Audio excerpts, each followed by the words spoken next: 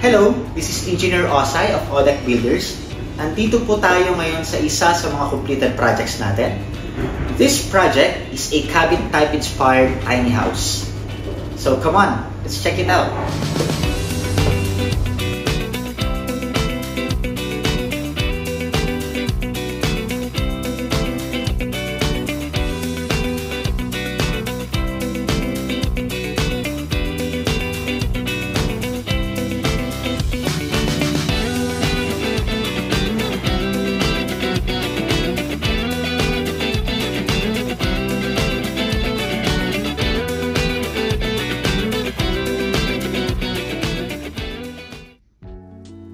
So this is the main floor. So if you would notice, meron po tayong nilagay na high ceiling dito. So to make the space more spacious, even though yung buildable footprint area lang natin is around 22 square meters, nung naglagay kami ng high ceiling, nagmukha siyang maluwag. So the main floor area, dito sa floor na to, is only around 16 square meters, including the toilet and bath. So this is the toilet and bath. So sa toilet and bath, so meron tayong shower there, so hot and cold. And this is the water closet. And this is the view.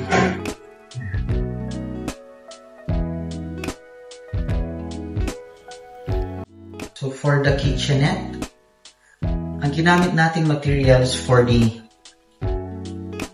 counter is quartz. So German white na quartz. And for the backsplash, gumamit lang tayo ng porcelain tiles. So if you would notice, naglagay tayo ng details dito. So naglagay tayo ng strip light dun sa ilalim para may ilaw habang nagpre-prep dyan. And dito, gumamit tayo ng movable truck sockets. Okay? So, pwede mong i-transfer yung mga outlets natin. And for the overhead counter, ito, gumamit tayo ng acacia. So, this is acacia wood.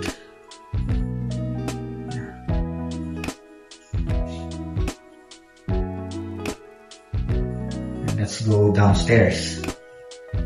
So, for the stairs, ito, gumamit din po tayo ng acacia wood dito.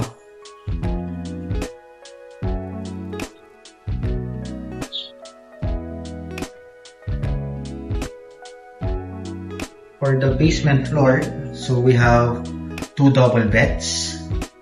And then we have extra sofa bed dito. So this unit is good for 6. And this is the view.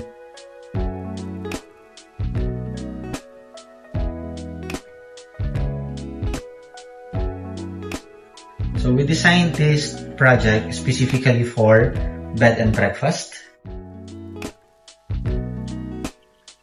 So bawat area ng room is bawat area ng unit meron tayong view ng mountains. And this is the accent wall. This is from Asvesti paint. And this is the ceiling. This is the high ceiling. Then you can see the accent lights. So this is the view from the bed. So ito yung high ceiling natin. Okay.